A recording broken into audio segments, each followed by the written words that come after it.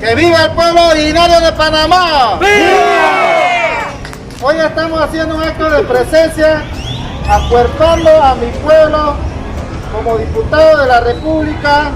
Vamos a promover una ley que busque el pedido de ustedes en el día de hoy, en donde el busto de Vasco Núñez de Balboa sea removido de por vida. Que podamos contar con un busto que nos dignifica al pueblo panameño.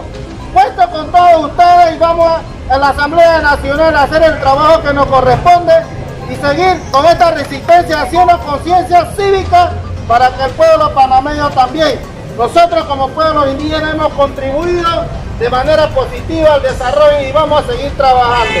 Muchas gracias y buenas tardes, que viva el pueblo originario de Panamá. ¡Viva!